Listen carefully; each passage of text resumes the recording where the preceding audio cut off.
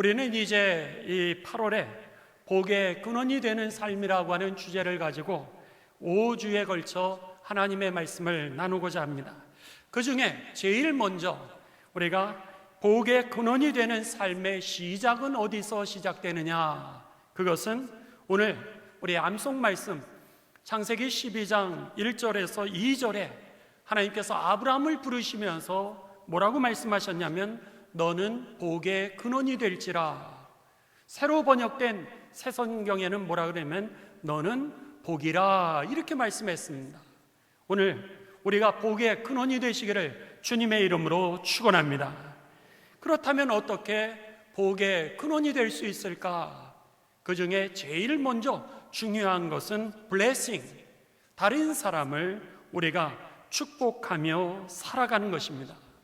다른 사람을 축복하면서 살아갔을 때 복의 근원이 되고 5,000명을 먹이며 살아가는 그런 축복의 통로가 된다라고 하는 것입니다.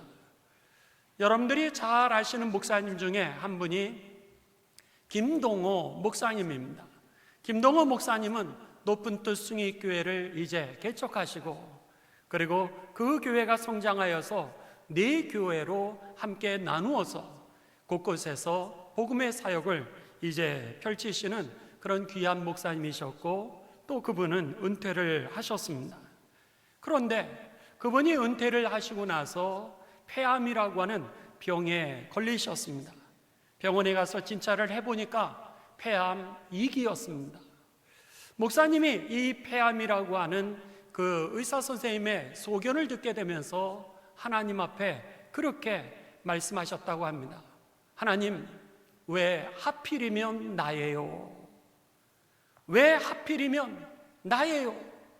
나는 일생 동안 하나님의 나라를 위하여 그렇게 애쓰고 수고했는데 나에게 왜 하나님 폐암이라고 하는 것을 주셨어요?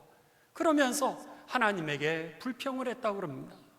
그런데 그 불평을 하고 나서 그의 마음 가운데 이런 마음이 생각되어지더라는 거예요. 왜 너는 암에 걸리면 안 돼? 너가 특별한 거야? 다른 사람은 암에 걸려도 되고 너는 암에 걸리면 안 되는 거야? 그 이야기가 자기의 마음에 떠오르더라는 거예요. 분명히 하나님이 주신 음성이죠. 자기가 그 마음을 느끼게 되면서 그렇지, 나도 암에 걸릴 수 있지. 죄 많은 이 세상에, 오염된 이 세상에서 나도 암에 걸릴 수 있지. 그러면서 금방 자신이 그것을 받아들였다는 거예요. 이제 암 수술을 했습니다. 암 수술을 하고 그 이후에 그가 항암 치료를 받는데, 그 항암 치료를 갖다가 받는 가운데 얼마나 어려운지, 냄새를 맡기도 어렵고 먹을 수도 없고, 그러면서 그만 2번의 항암을 받으면서 졸도를 2번이나 하게 되었다는 거예요. 그리고 나서는 그 고난 가운데 그의 마음 가운데 이런 생각이 들더랍니다. 그전에는 내가 목사로서 다른 사람에게 암에 걸리든지 아니면 어려운 순간이 있을 때 힘내세요, 하나님이 함께 하십니다, 제3자의 입장이었는데, 내가 정작 암에 걸려보니까 죽음이라고 하는 것이 내 앞에 있는 것이 보이게 되고 고통이라고 하는 것이 내 몸으로 느낄 수 있게 되었다는 거예요. 그러면서 다른 암 환자 그 아픔을 이해할 수 있게 되었고, 그리고 그 옆에서 고난을 당하고 있는 그 가족들의 아픔이 이해되기를 시작했다라고 하는 겁니다. 그러면서 그가 이 암에 걸리고 나니까 이 수술을 하고 난 다음에는 매일같이 이른 아침 눈을 뜨게 되면은 인터넷 정보를 찾기를 시작했다고 합니다. 그래서 이 암을 어떻게 하면 이겨낼 수 있을까? 어떻게 하면 이 암에 좋은 음식이 뭘까? 어떻게 하면 이 암에 도움이 되는 약이 무엇일까? 매일같이 인터넷으로 정보를 검색하는데, 정보를 알면 알수록 자기가 그 병이라고 하는 덫에 걸리더랍니다. 그래서 그렇구나, 이른 아침부터 눈만 뜨면 암이라고 하는 덫에 걸려가지고 하루 종일 암만 묵상하게 된다는 거예요. 그러니까 사람들이 병에 걸렸군요, 암에 걸렸군요, 이렇게 얘기하는 걸렸다라고 하는 덫이라고 하는 것이 자기에게 이해가 되어되는 거예요. 그날부터 자기가 그랬다고 합니다. 아니, 내가 그래도 명색이 목사인데, 아니 눈만 뜨면은 내가 이렇게 암이라고 하는 병이라고 하는 고통이라고 하는 덫에 걸려가지고 매일같이 내가 이것을 묵상하면서 사는가? 다른 사람에게는 하나님을 얘기하고 하나님은 살아계시다라고 얘기했는데 내 삶은 정작 암에 걸려보니까 매일같이 암만 묵상하는 내 삶에 대하여 이러면 안 되겠다, 정신 차려야 되겠다는 생각이 들더라는 거예요. 그래서는 눈을 뜨면은 암이 나의 생각을 점령하기 전에 내가 기도해야 되겠다, 기도가 내 삶을 점령하게 만들고 말씀을 내가 묵상해야 되겠다, 그래서는 말씀이 내 삶을 점령하게 만들고 그리고 찬송을 해야 되겠다, 찬송이 내 삶을 점령해야 되겠다라고 생각하면서 새벽에 일어나 기도하고 말씀을 보고 찬송하기를 시작했다라고 하는 겁니다. 그러면서 그가요, 이 암에 걸리고 나니까 자기에게 보험금이 나왔다는 거예요. 그 보험금이 나온 것을 가지고서 이제 시드머니로 삼아가지고 내가 이것을 암으로 인하여서 고통당하는 사람들, 그리고 그 병으로 인하여 고통당하는 사람들을 위하여 이 보험금을 써야 되겠다라고 생각을 했다는 거예요. 목사님의 생각을 들었던 그런 많은 사람들이 그리고 거기에 함께 후원을 해주시는 그 돈을 가지고 이 폐암의 수술을 한 이후에 2개월 만에 이 Comfort My People, 내 백성을 위로하라, 이사야서 40장 1절에 그 말씀을 기억하면서 그 돈을 가지고서 암 환자를 위로하는 치유의 집회를 시작하게 됩니다. 그리고 나서 그 돈을 가지고서 200명의 이 암으로 인하여 고통당하는 사람들, 그리고 움직이지 못하지만은 하나님께 예배를 드리기를 원하는 사람들을 이제 초청합니다. 하지만 그들이 교회에 올 수 없는 여건이잖아요. 그러니까는 그들에게 차를 보내줬습니다.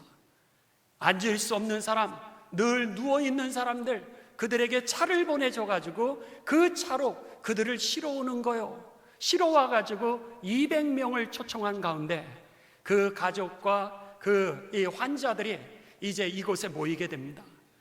모였을 때 거기에서 그 고통의 경험을 가졌던 그 개그맨 목사님을 초청을 해가지고 사람들 오래간만에 시컷 웃기도 하고, 오래간만에 시컷 울기도 하고, 오래간만에 찬송도 시큰하고, 오래간만에 기도도 시큰하고, 그러면서 목사님도 수술한 지 2개월밖에 되지 않았으니까 먹지도 못하고 항암하면서 너무 어려운데, 그러니까 주저앉아서 이렇게 앉아서 40분 동안 복음을 전하기를 시작한 거예요.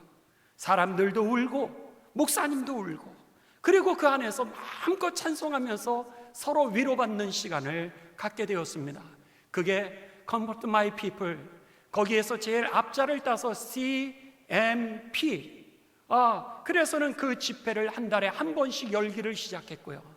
더 나아가 매일같이 이 고통이라고 하는 거, 암이라고 하는 거, 묵상을 함으로 인하여서 고난 가운데 있는 그들을 위하여서 제일 먼저 기도가 그들을 점령하고, 말씀이 그들을 점령하고, 찬송이 그들을 점령하기 위해서 이제 날마다 이 기적과 같은 이 새벽, 그런 날, 그런 의미를 가지고서 날기새라고 하는, 날마다 이 새로운 날들이겠죠. 날마다 이 기적과 같고 또 새로워지는 그런 새벽이라고 하는 그런 의미를 가지고서 이 새벽 기도회를 시작했습니다. 유튜브로 매일같이 그것을 방송을 하는 거예요.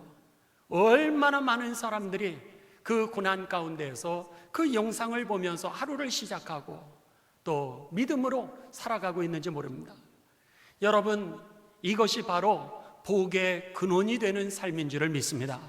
내가 비록 암에 걸렸다 할지라도 암으로 나를 묵상하는 삶이 아니라 오늘 암에 덫에 걸리지 아니하고 그 상황 가운데 속에서 내가 병원에 있든지 어디에 있든지 간에 사람들에게 함께 기도로 그리고 말씀으로 찬송으로 내 삶을 먼저 점령하는 가운데 주님으로 하나님의 나라를 향하여 나아가는 그 삶, 이게 바로 복의 근원이 되는 삶이요 5천 명을 먹이는 그런 삶이라고 하는 것입니다. 오늘 본문이 바로 그런 말씀입니다. 예수님께서 이제 사람들이 모여들었어요. 그런데 예수님을 모르는 사람들이 아니라 마태복음 5장, 6장, 7장은 제자들입니다. 그래서는 제자들에게 예수님이 뭐라고 말씀하시냐면 너희는 세상의 빛이라, 너희는 세상의 소금이다, 이렇게 말씀을 하시는 거예요. 지금 예수님께서는 제자들에게, 그리스도인들이죠, 예수님을 따라가는 사람들을 우리는 그리스도인이라 이렇게 표현하는데, 예수님은 그리스도인은 어떤 사람이냐, 소금이 되는 사람, 이렇게 얘기하지 않으셨습니다. 너는 이미 내가 너를 불렀을 때, 내가 너를 구원했을 때 너는 세상의 소금이야. 내가 너를 이미 불렀을 때에는 너는 세상의 빛이야, 이렇게 말씀하신 겁니다. 여러분, 소금이라고 하는 것이 뭡니까? 소금이라고 하는 것은 이제 제일 먼저 어떤 기능을 가지고 있냐면 부패를 방지하고 있지 않습니까? 예수님이 그러시는 거예요. 네가 오늘 소금이야. 즉 너가 있는 곳에 하나님의 공의가 강같이 흐르게 될 거야, 이렇게 말씀하시는 거죠. 바라기는 저와 여러분의 서 있는 그 자리가 가정이든 직장이든 사회든 아니면 이 국가이든 어디서든지 하나님의 공의가 이루어지게 되시기를 주님의 이름으로 축원합니다. 두 번째로, 이 소금이라고 하는 뜻은요, 여러분, 맛을 내는 겁니다. 음식물에 조미료로 이 소금을 넣게 되죠. 그래서 거기에서 맛이 확대가 되어서 풍미를 사람들이 느낄 수 있도록 하는 것입니다. 바라기는 저와 여러분이 그런 삶으로 부름을 받았다는 거예요. 그리스도인은 바로 그런 삶이라는 거예요. 그러기에 저와 여러분이 교회에 있다면 교회가 풍성해지고, 또 여러분이 가정에 있다면 여러분을 인하여서 그 가정이 부욕해 되어지고 행복하게 되시기를 주님의 이름으로 축복합니다. 그뿐 아니라 여러분이 어느 직장에 들어가게 되면 그 직장에 있는 사람들이 살아나는 거죠. 그 직장이 풍성해지는 것, 바로 그것이 우리들의 존재요, 우리들을 통하여 하나님의 역사가 일어나는 것이라고 하는 겁니다. 세 번째로, 소금은 어떤 역할을 하냐면 비료의 역할을 하게 됩니다. 그래서는 이 비료를 줬을 때 어떻게 돼요? 연약한 자들이 강함을 얻게 되고, 강해진다라고 하는 얘기는 병충해로부터 보호를 받는다라고 하는 거죠. 저와 여러분을 인하여 교회가 보호를 받고, 가정이 보호를 받고, 약자들이 보호를 받고, 사랑을 받기를 원하는 사람들이 능력을 얻게 되어서 이 비료를 인하여 여러분의 교회, 여러분의 가정, 만나는 사람들마다 든든하게 서가게 되시기를 주님의 이름으로 축원합니다. 예수님은 또 우리들에게 뭐라고 말씀하셨냐면 14절에 보시면 너희는 세상의 빛이다, 그렇게 말씀하셨습니다. 빛이라고 하는 것이 무엇이에요? 어둠을 물러가게 하는 것이라고 하는 겁니다. 오늘 우리들이 서 있는 곳에 어둠이라고 하는 것은 사람들이 길을 잃어버리게 되죠. 길을 잃어버린 사람들에게 우리가 길을 찾아주는 것이죠. 아니, 어둠이라고 하는 것이 그들을 덮고 있었을 때에 오늘 우리가 빛이라고 하는 것은 다른 사람에게 있는 어둠을 물러가게 하는 것이라고 하는 겁니다. 바라기는 저와 여러분이 다른 사람의, 나 하나 잘 먹고 잘 사는 삶만이 아니라 다른 사람에게 있는 그 어둠을 물러가게 하는 오늘 빛이 되는 삶이 되시기를 주님의 이름으로 축원합니다. 그랬을 때 하나 중요한 게 있습니다. 우리들이 여러분 생각할 때 입에 쉽게 하는 얘기는 세상의 빛과 소금 되라, 이런 얘기를 많이 하게 됩니다. 근데 빛과 소금이 되라, 오늘 예수님은 그렇게 말씀을 하지 아니하시고요, 반대로 말씀을 하셨습니다. 뭐라고 말씀하셨냐면, 너희는 세상의 소금이라 되는 게 아니에요. 소금이라, 그리고 이게 13절이고 14절에 너희는 세상의 빛이라 그러시면서, 오늘 그 빛을 비추게 되면서 사람들이 너의 착한 행실을 보고, 이게 15절이고 16절에 어떻게 돼요? 그들에게 사람들이 너의 착한 행실을 보고 16절에 하나님께 영광을 돌리게 되느니라, 이렇게 말씀하셨습니다.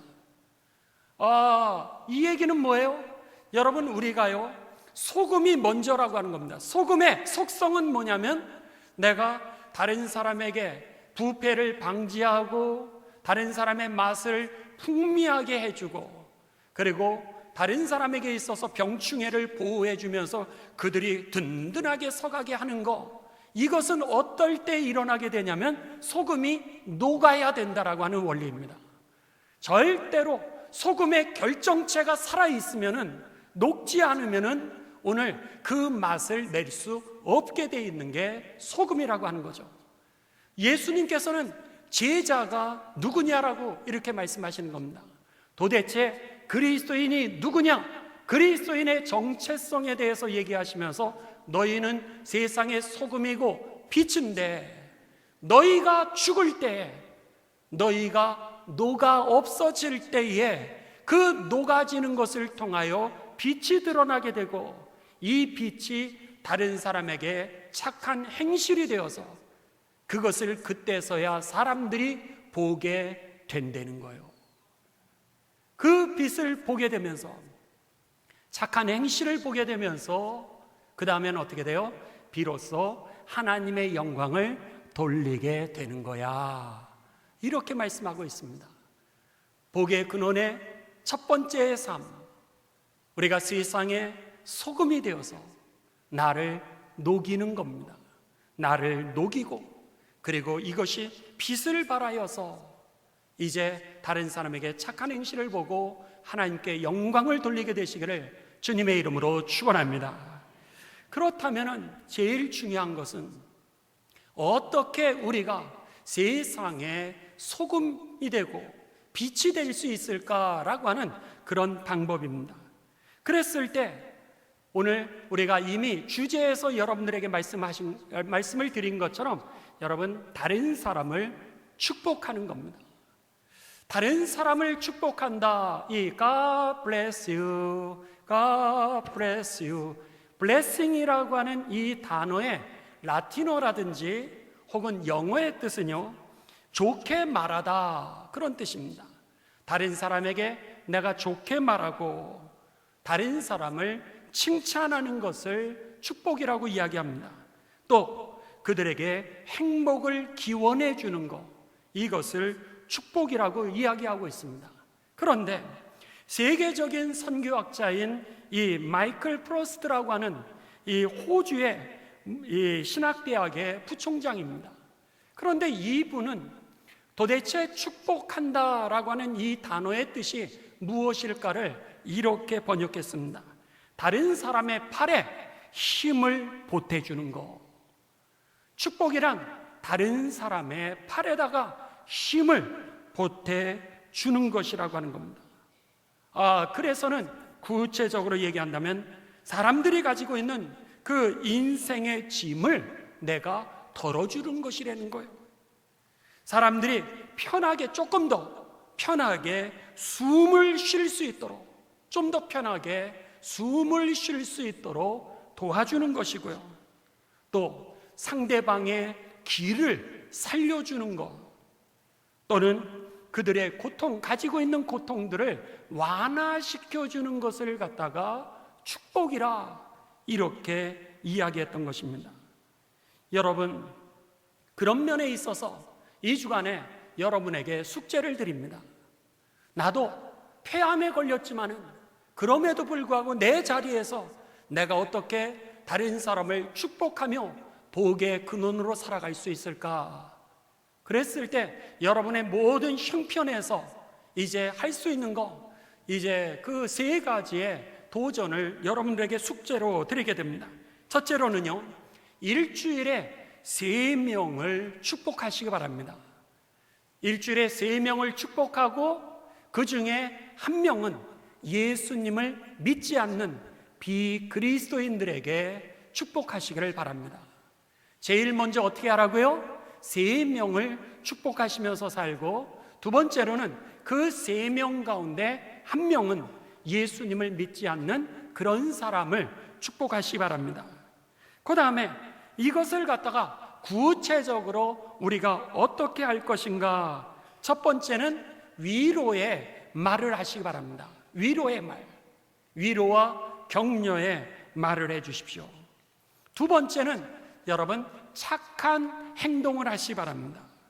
그래서는 만일 저들에게 이제 아이를 낳고 잠을 제대로 못 주무시는 그런 엄마들이 있다면 하루라도 여러분 그 아이를 봐주셔서 오래간만에 시컨 잘 수 있도록 한번 애를 봐준다든지, 아니면은 환자를 돌아보고 있는 그 가정에 어려움이 있습니다.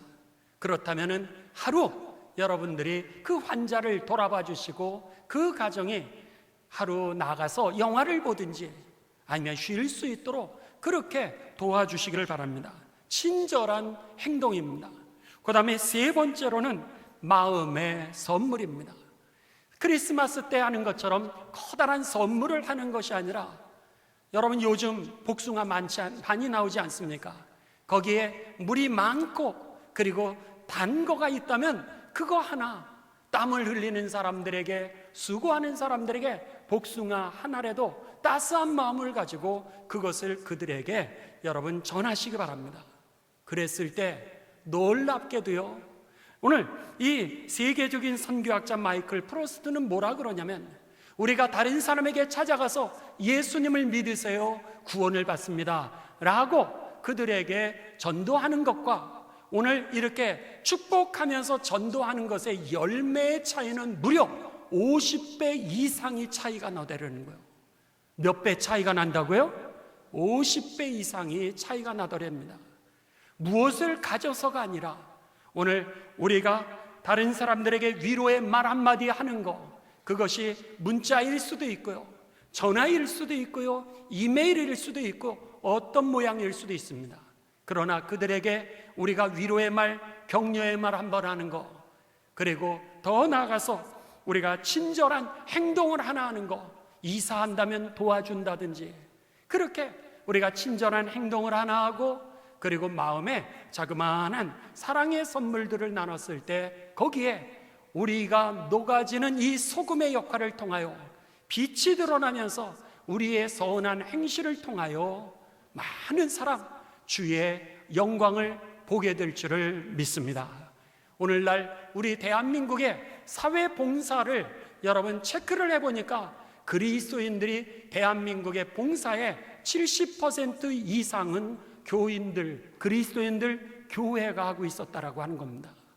우리가 하는 수없이 많은 좋은 일들이 여러분 내가 녹아지는 일주일에 그 3명의 삶을 통하여서 하나님께는 영광이요 많은 사람들은 구원의 능력이 되시기를 주님의 이름으로 축원합니다.